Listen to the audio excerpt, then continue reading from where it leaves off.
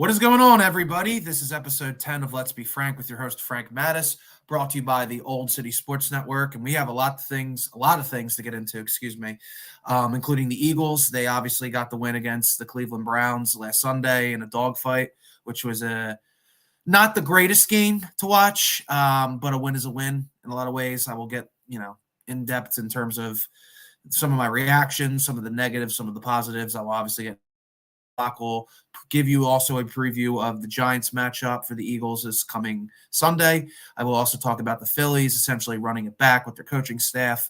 I have some thoughts on that. The Sixers, unfortunately, start off the season with the injury bug with Paul George and Joel Embiid's statuses uncertain for the season opener against the Bucks. And I will also talk about the Flyers' start on the West Coast. So let's talk about the Eagles. So they get the W. A win is a win in a lot of ways, but it's concerning when you're going up against an inferior team in the Cleveland Browns with one of the worst quarterback situations in the NFL. They are essentially forced to start Deshaun Watson given the contract and all the cap implications. There's really no easy way to get out of that. Me personally, if I was Kevin Stefanski, and I have a lot of respect for Kevin Stefanski, he's a former coach of the year.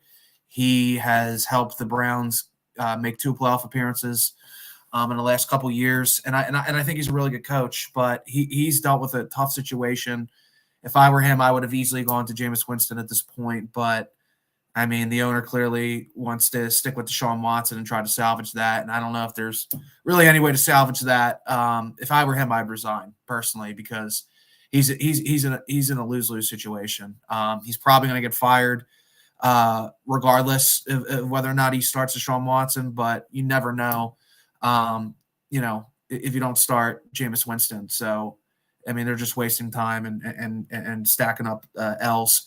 And it's a really unfortunate situation for him. But in regards to the Eagles' performance, look, there were clear negatives, right? I mean, the slow starts again. They have yet to score points in the first quarter. That's a problem given the artillery you have on the offensive side of the ball.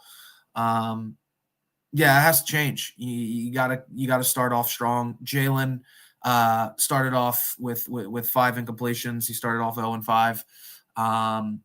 Not good there, but he did pick up and played well and was one of the catalysts as to why the Eagles won. So I have some thoughts on that later on. When you saw them drive at the end of the first half, they looked pretty good. They looked like they were gonna get a 10-point lead going into the half, and then they had the blocked field goal by Myles Garrett, who's a freak of nature, to ultimately tie the game. And given the way the defense played, because I thought they did a really nice job. In terms of stopping the run, it wasn't so great. Again, another up and down week for Zach Bone and Nakobe Dean. That's not great, but I thought the secondary did it pretty nice. I thought the defensive line was opportunistic going up against a depleted offensive line. I thought it was Nolan Smith's one of his best games. Brandon Graham's still playing at a high level, which is very impressive. So that's good to see, to be opportunistic and have that sense of urgency to take advantage of a good matchup for them. But there were some issues in stopping Pierre Strong, third string running back. There's kind of no excuse for that. They should have been able to have a lot of success there, and they weren't as successful. But ultimately, I thought the defense did a good job. But then again, what does that say? I mean, is it the Eagles played really well, or is it that the Cleveland's really bad? So there's kind of that dynamic there. But all in all, I thought they were fine. Thought they were good. And in a lot of ways, that game probably could have been easily 23-9 as opposed to 20-16 because the Cleveland Browns offense couldn't do anything. When they were driving at the end, they just shot themselves in the foot in terms of penalties. But that's Cleveland for you. But luckily, they weren't able to take advantage, and the Eagles at the end did a really nice job of sealing the deal. Saquon probably had his worst game with the Eagles. He didn't really get a lot of traction there. Injuries piled up as well with Dallas Goedert and Jordan Mailata. It seems like Jordan Mailata is going to be out for a while. Darius Slay also got hurt, but he was practicing this week a bit. So yeah, injuries is not great, especially early on in the season when you already had your bye. It's not the best, but you had guys like Grant Calcaterra step up in a big way. I was singing his praises all off season. I think he's going to be a much bigger fixture in this offense than a lot of people think. And he showed up in a big way on Sunday. So good for him. And then obviously in terms of negatives, we had the whole Nick Sirianni thing. I mean, what is there to say at this point? I mean, to knowing that you're under the microscope and knowing that your job is on the line and knowing that people already are aware of your antics, like, why would you add more fuel to the fire? I mean, it just doesn't make any sense whatsoever. It's stupid. It goes to show you that he's in over his head and, that he's just in a lot of ways having a mental breakdown. That's the behavior he exhibited last Sunday. And to use your kids as shields, at the press conference to not, to not field the tough questions and to come from that situation, yelling at the fans, I think it was a gutless move in a lot of ways. Nothing against, his family or his kids, from what we've all seen, his kids seem pretty charming and, they seem like good kids, and I'm sure Nick Sirianni's a good father, but as a head coach who is under the hot seat and is under the microscope, he's just not handling it well. And, you just don't go after Eagles fans. It's just not something that you do when they're in the right. I mean, they have every right to be pissed off. This was a game that I had my eye on in terms of going to. I ultimately did not pull the trigger. And I can imagine a lot of people spent good money on those games, good money on those tickets and those seats.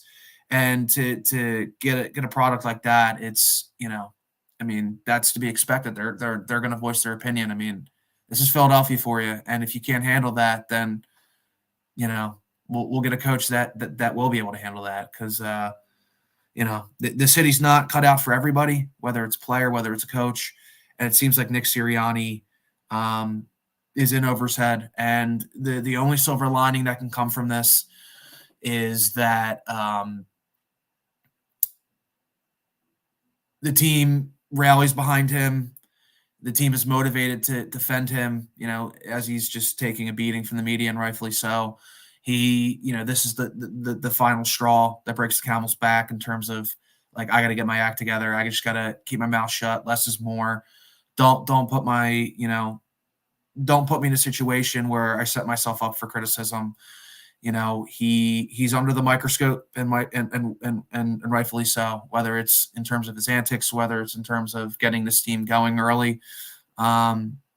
He's facing a lot of criticism, and, I can imagine Jeffrey Lurie had something to say because he apologized, which, I mean, it is what it is at this point. I need to see results. I need to see a guy that, can handle criticism. It's going to keep his mouth shut. Who's not going to put his foot in his mouth and see better product on the field. Now, despite the fact that it wasn't the greatest of wins for the Eagles, there were some positives. The first positive, or the main positive to me, is A.J. Brown being back. I mean, this guy is one of the best wide receivers in football. This guy is, without a doubt, the best wide receiver talent the Eagles have ever had. He's just a freak of nature. He can pretty much run every route. He can win one-on-one balls. He's got unbelievable hands. He's physical. He's fast. I'm very fortunate to have somebody like A.J. Brown on my team. And, he's a guy that, is very vocal in terms of, like, wanting the ball. But that's wide receivers for you, dude. I feel like sometimes from certain people, he doesn't get a fair shake. People look at him and see T.O., and I don't see that at all. I think he's a team guy.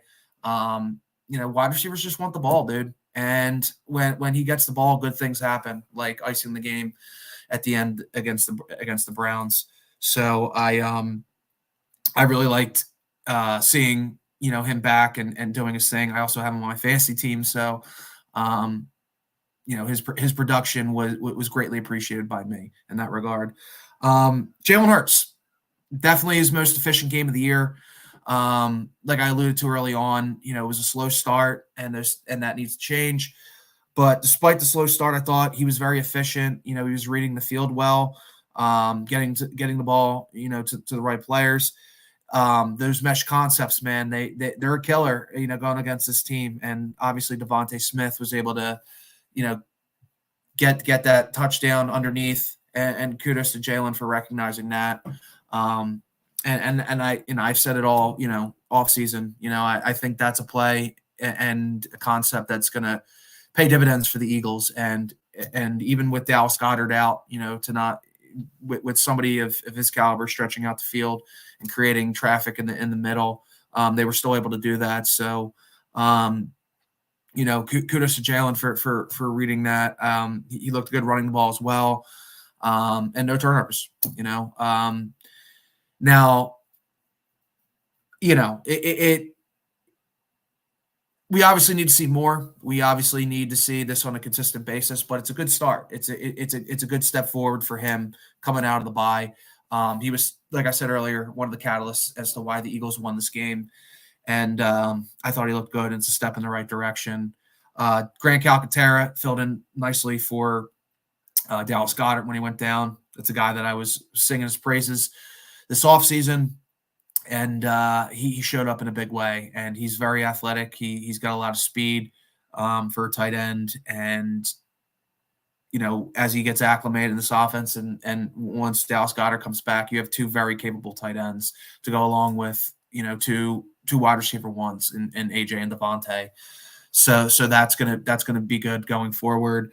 You also got a Jahan Dotson sighting towards the end of the game, which is good. Finally getting him involved, getting him comfortable, because he's somebody that has the talent, but for whatever reason, he just hasn't gotten, over that hump in terms of what he's capable of. And hopefully now that him and Jalen, started to link up a bit in this game, they can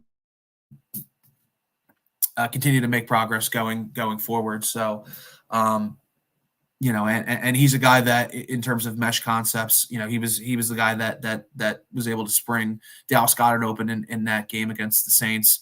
So getting him open, getting him involved is also a positive, because I think he's got a lot of talent, he's got a lot of potential, and it's just a matter of getting him acclimated and getting him comfortable. So I like what I saw there. Obviously, I talked about the Eagles D-line taking advantage of a depleted Browns offensive line. And that's something that really helped us out a lot in terms of our secondary. There's just not a lot open. When you get a pass rush and you get to the quarterback, you take a lot of pressure off of our corners. And obviously with the Eagles dealing with the Darius Slay injury and breaking in some guys, that helps a lot. And speaking of breaking in guys, let's talk about Cooper DeJean. I thought he was fantastic. They used him in a lot of different situations. They had him blitzing a couple of times. He looked pretty comfortable in his first first start. I think that if you're Vic Fangio and seeing his versatility in 1 week, and coming off of an injury, I can only imagine what they got cooked up for him going forward. So I like what I saw there. So he's a guy that we're obviously counting on, with the injuries to Slay. You also have Kenyon Mitchell, still getting better. So, that's a good sign, seeing him, coming back and in his first start, really, really showing out. So, as far as other things with that game, I thought Nolan Smith played well early on in that game. So, I'll take that from him, because he really hasn't shown anything. So there was at least something from him, which is nice. And then Brandon Graham, obviously, the ageless wonder that he is, still showing out at a high level, is pretty remarkable. So, with the Browns in the rear view, let's talk about the Giants. Um, a lot's been said about Nick Sirianni, but the one thing that is certain about Nick Sirianni is he does have his way with the Giants, which is a good thing going into this week in terms of, being under the microscope and everybody, basically calling you a clown and with good reason. And, this is a good game for him to get right. And hopefully this can be a more decisive win. Yeah, I thought the Browns game would be that. But I think this could easily be that. You have the revenge game, the revenge factor with Saquon Barkley, Mekhi Becton, talking about he's not looking forward to playing there, because when he was at the Jets, there was a, obviously their field's not great. So he looks motivated, to play at a high level there. There's some drawing back and forth there, which I like to see. Get after it. And it's a very favorable matchup. The Giants are 20th in offense in terms of yardage. They're 29th in points per game. I mean, this defense should feast on this inept offense. It looks like Malik Neighbors will play. So that's going to be very interesting. I don't know if Slay, it looks like he's trending to play. But if we get Kenyon Mitchell on him, that's going to be a very interesting matchup. It's a matchup that's that we're going to see for many years to come. But just as a football fan, I'm really excited to see, and I'm curious to see how Kenyon deals with that. They're going to get some juice there, obviously with Neighbors that they need, because Daniel Jones is limited. He's playing a lot. He's playing better this year, but it is what it is. He's still Daniel Jones, but with Malik Neighbors there, they do have at least a chance. But and then you factoring their injuries, obviously it looks like Jordan Mailata is not going to play. Dallas Goedert's status is kind of up in the air. So it looks like Fred Johnson's going to get the start. It is worth noting that they did get Tyler Steen some first team snaps, I believe. He's working as a second team left guard, but there could be a chance they could possibly move Mekhi Becton to left tackle and Steen to right guard. Given the work that they have him doing this week, so in practice. So that's another thing to consider. I don't think that's the direction they're going to go. I think they're going to go with Fred Johnson. So, I do think this is a favorable matchup for the Eagles. I do think Saquon's going to come out very motivated. He arguably had his worst game as an Eagle. Not arguably, I thought it was his worst game as an Eagle on this last Sunday. So I think he's going to be very motivated. And even with the loss of Jordan Mailata, I think Fred Johnson's fine. And, I have all the faith in the world in Jeff Stoutland to coach these guys up. There's a chance that the Giants are going to be without both Dexter Lawrence and Brian Burns, which is the meat and potatoes of that defense.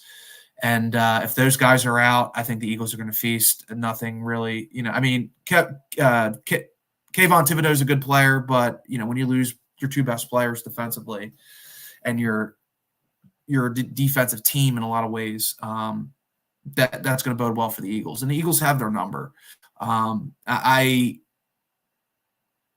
It's interesting because the Eagles and Giants rivalry used to be such a great rivalry. It was arguably the best rivalry in football, and it really hasn't been a rivalry. The Eagles have pretty much had their way with them. So, I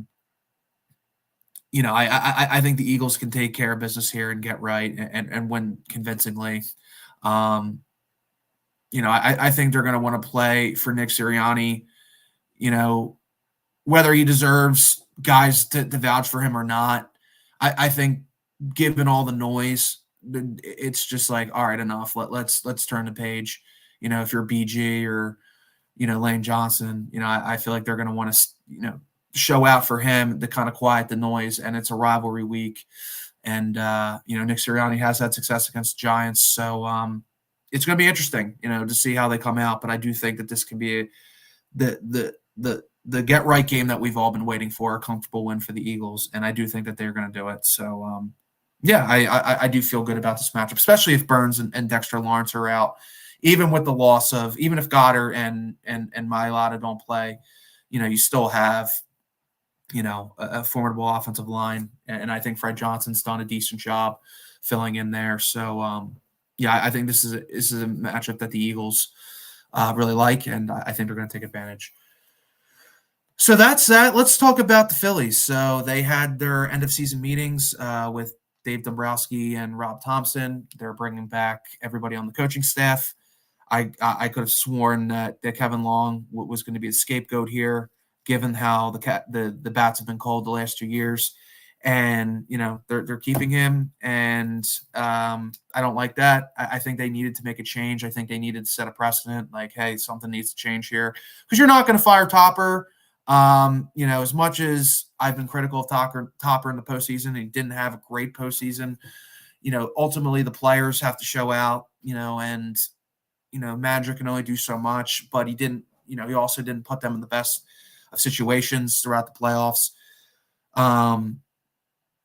And this was more of an indictment on the hitting more so than anything else. And I could have swore Kevin Long was going to be long gone, no pun intended. But yeah, no, they're keeping him. And Dave Dombrowski says that we're pretty much going to run it back with what we got. And listen, like I mentioned before, the window is not closed, and you don't need to make wholesale changes. Like you're going to want to keep the core for the most part, but you're going to have to make a change in terms of players. And to me, like I've said numerous times, I think JT Realmuto, moving off of him, you don't have to pay a premium on a catcher, and you can use that money elsewhere to possibly get an outfielder, another guy, closer perhaps. But they're going to have to make some changes, whether it's the lineup, whether it's in free agency, whether it's in trades. They're going to have to do something. And one of those changes I've been hearing, and I don't, and I think that it's not the worst idea in the world, and that's moving Trey Turner to the outfield. Obviously, Trey in the regular season stepped up in a big way, given his slow start last year. But in the postseason, he obviously fell apart, and in the last 2 elimination games, he played poorly, both at the plate and in the field. And he's not the greatest fielder in the world, and they do need offensive help. And they could possibly put Sosa there at shortstop. I thought he did some nice things this year. You could also bring in somebody relatively cheaper. But they do need an offensive bat in the outfield. He can be that. And then they can also, like I said, bring in a guy or two or keep Sosa.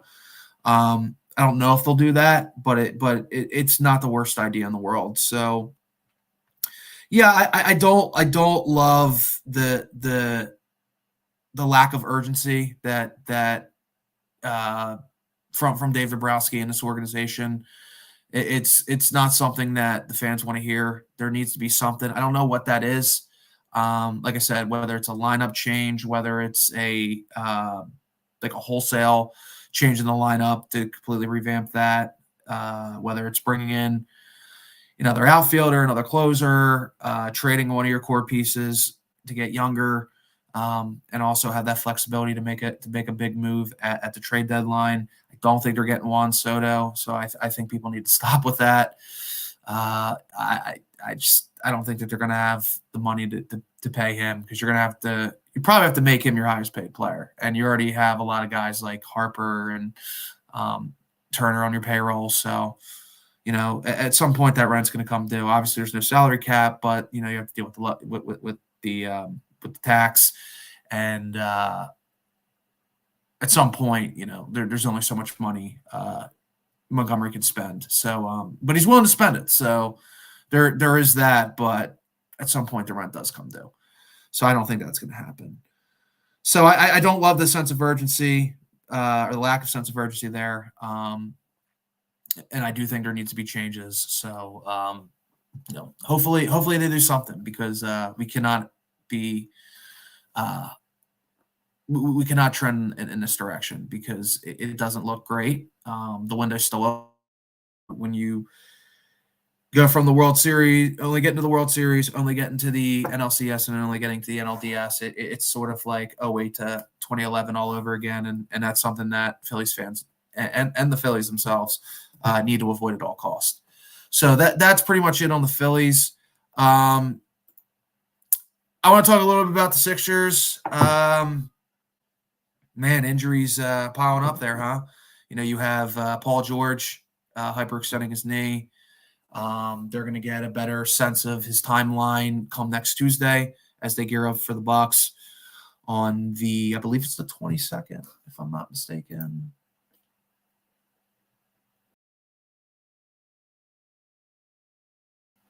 Next Wednesday, excuse me. So that,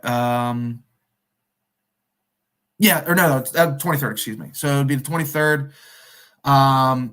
Obviously, they shut down Joel Embiid for the remainder of the preseason.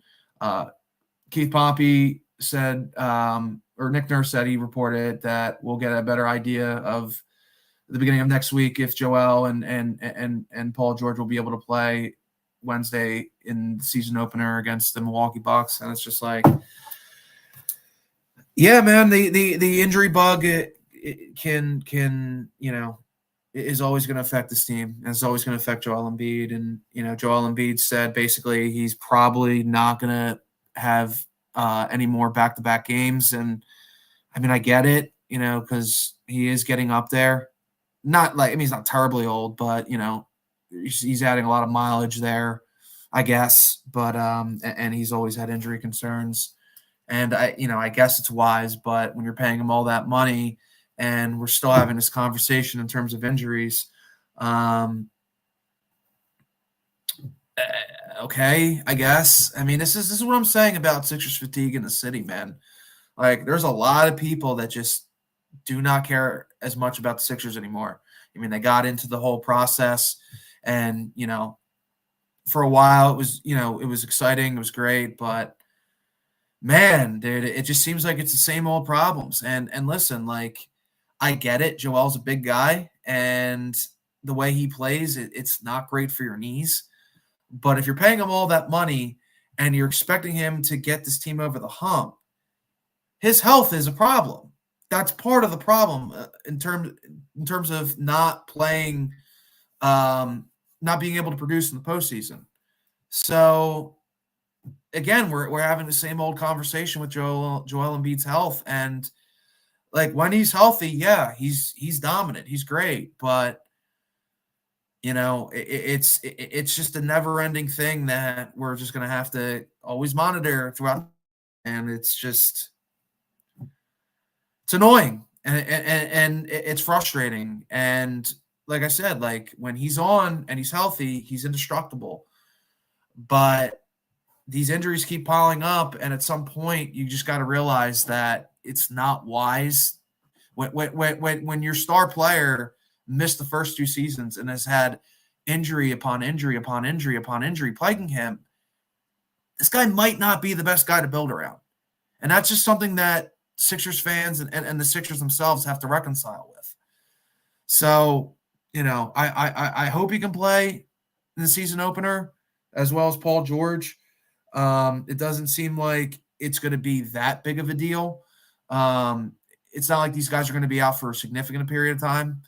But again, man, it's the same old shit with this team and the injuries, and it's really frustrating. I'll tell you that. It's really frustrating. And for all the people that defend Joel Embiid, well, you got to, it's a smart move to not have him play back-to-back. But if a guy can't play back-to-back, you probably shouldn't pay him all that money, and you probably shouldn't make him the focal point of your team. You know what I mean? So at some point, they're just going to have to be like, listen, dude, at some point, we got to make a decision. And it's just the same shit, different year with this team. And, unfortunately, it's happening, right before the season, and it's not great. So that's sort of my take on the Sixers. I want to let you know about Decals by Aaron.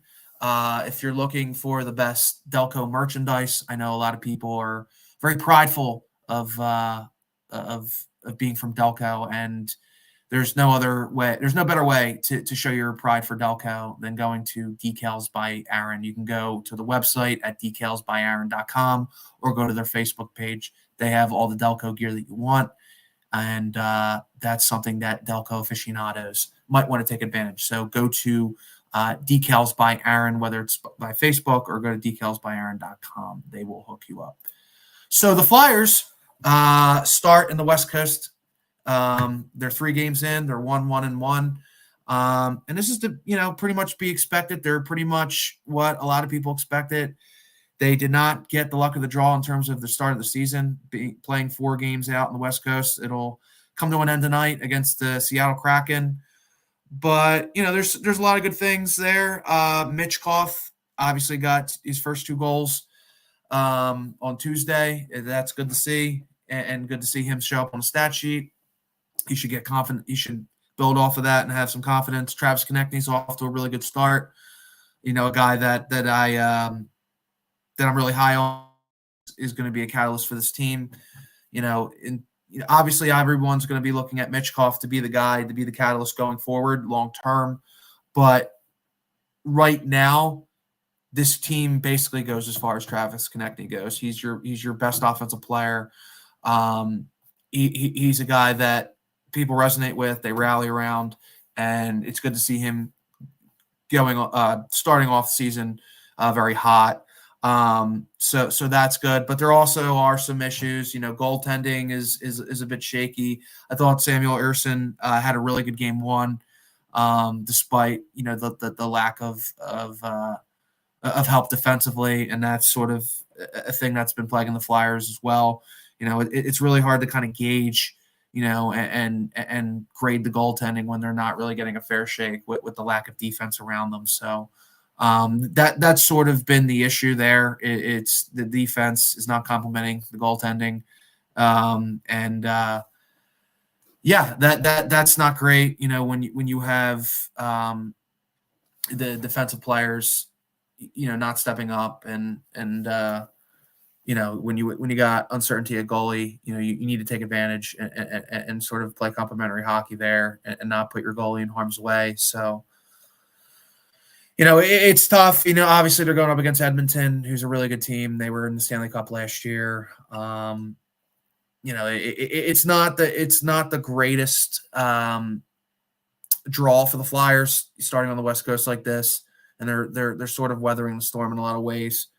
But hopefully the defense and the goaltending can complement each other going forward. But that's sort of the observations I see. Obviously, if you're looking for Flyers coverage, Old City Sports is the place to be, place to go. Flyers Alley, the best in the biz. And shout out to those guys who do a really good job. So that's going to be it for me today. I wish I got a podcast earlier in the week, but a lot of real life situations kind of delayed that. But I'm back, and hopefully I can do this more consistently. Before I go, I want to shout out my buddy Nick Rule. Him and his lovely wife Sam just gave birth to their daughter Ellie. Shout out to them. Good things with my friends there. Shout out to you guys, and I will catch you guys later. Hopefully I can start or do a podcast earlier next week as opposed to Thursday, but that was kind of the draw I had.